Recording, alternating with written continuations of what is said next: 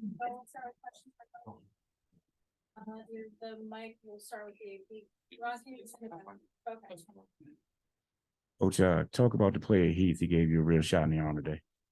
Yeah, being his second game back, I thought that he plays.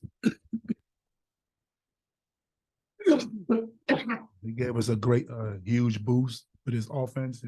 His defense, he made some mistakes. But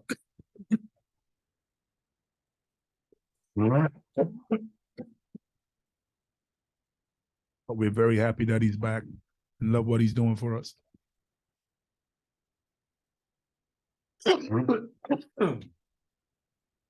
Patrick, this is the second time you guys played UConn close this season.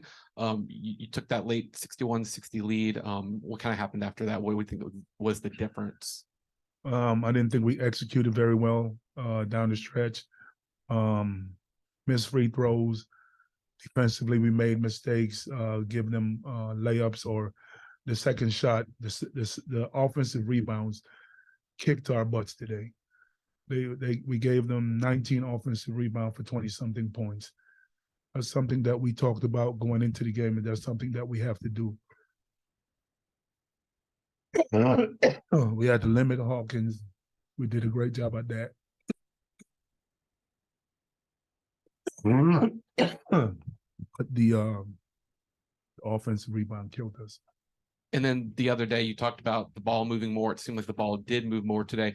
Leading scorer, Primo Spears, 5 assists, 1 turnovers. He ended up only taking 1 shot. Was it something that Connecticut did, or you think he made a conscious effort to kind of do that? I think it was a little bit of, they wanted to take the ball out of his hands. They were denying him, harassing him pretty much the whole game. And he fell and hurt his back. That also hurt, but I thought they did a great job of taking the ball out of his hands.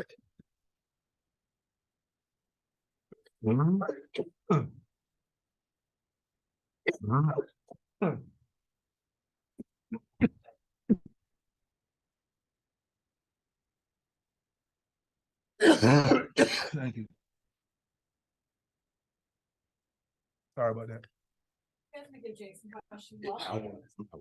Hey, Jay, like you said, just coming back, how are you from like a physical and kind of endurance point of view as far as getting back into getting your regular minutes? Oh yeah, no, I feel good. Just trying to get my timing back and things like that, basketball wise, but like conditioning, I feel great. Coach Hill and Benny did a great job with me, getting me back in game shape. So I feel great. And what is the one thing that kind of you have to get back used to where you're out there on the floor? Just what's your biggest hurdle? I would just say my timing. I mean, you could never really like simulate the game, just with like everything going on in the game. So I would just say timing and the atmosphere, things like that, my rhythm. I would say that was the biggest part.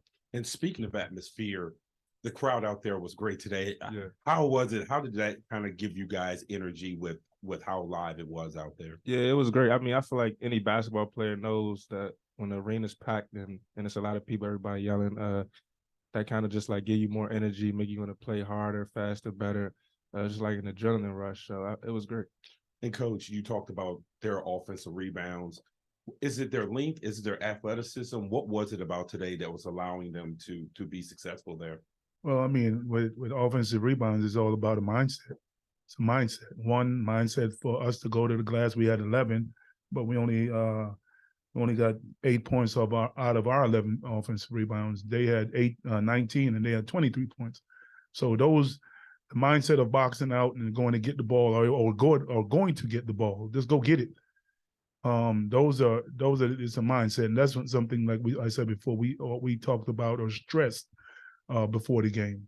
And the ball was in Brandon's hands a lot today, but he had 8 turnovers the first time against UConn, 7 turnovers today. What is it about that matchup that kind of gets him a little bit loose? They're long. Something somebody asked that about their size. Jackson is long. He's athletic. That's why they switched him off to Primo, to take us out of our offense. So those guys, and then Brandon, he has to tighten up his handle. Sometimes you don't need to make that 1, 2, 3 dribble to get where you want to go. Sometimes you just need to come off and just rip through and go. Jay, I know this isn't the result you guys want, but what can you take away from playing a top 25 team right down to the end?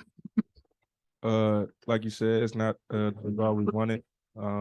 We was there last time. We expected to beat them this time. But like Coach said, I feel like the offensive rebounds really killed us. That really killed us. They was kicking it out for threes, going back up, getting fouled.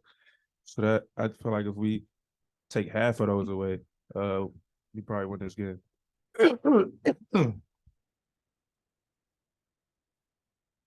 Go ahead. Patrick, you guys faced Sonogo and Hawkins. You held Hawkins, I think, to 4 of 13 shooting, and you held Sonogo to just a pair of baskets in the second. What was the approach against those guys, and what was the execution? Well, like I said, we talked about definitely taking out Hawkins because even Sonogo was the best player, but he was right there with him. His ability to shoot the ball from the three, his ability to get to the cup, and then he's improved on his mid-range game. So we did a pretty good job for the most part of making him work for everything. But then, Sonogo, I thought Q did a great job the first game, did a great job today for the most part. But the rebounds are what hurt us. We were up 1, got fouled. We were 1-on-1. We missed the front end, and we got a stop. I think Cook got a great block on somebody, and then they were able to get the rebound and kick it out for a 3. Those are game-changing plays. Those are the plays that we have to make to be able to come away with a win. When we do a great job of getting a block, we have to secure that loose ball and get a stop and get down all the court. In the court. And then Murray had 14 of his 21 in the second half. What was the key to getting him going after intermission? He tightened up on his game. He made the right plays. He got the right shot. He was able to. We post him up some against their small. Jay got it going, so that helped him to get it going. So I thought that both those guys did a great job of getting us back into the game. But then we just weren't able to finish it. Well, and in the Zoom, we've got Patrick wearing the last question. Hey, Jay. Hey, Jay, just wanted to kind of ask you about that process with you being out. Just can you kind of talk about that time? Just how was it for you? And then watching, I mean, what were some positives that you were able to see from the team? Or then what were some areas that you felt that you could help at when you got back? Well, yeah, it was 5 weeks. I feel like 5 months. But it wasn't bad. Like I said, Coach Hill and Benny was very supportive of the team. All the coaches were very supportive. But me being out, one thing I saw that was a problem today was definitely offensive rebounding and turnovers. But that's about it. And then, Coach, you guys have Providence next. And any early thoughts on that team, on some of the areas? Hey, look, Providence is a very good team. I think they're one of the ranked teams in our conference as well. Really haven't watched film on them yet. I've watched them play games, throughout the year. I mean, Ed does a great job with his club. They have improved and they work, and there's going to be a physical game. They play physical, so we're going to have to be able to match their energy and their effort to be able to come away with a road win. All right. Thanks a lot. Thank you.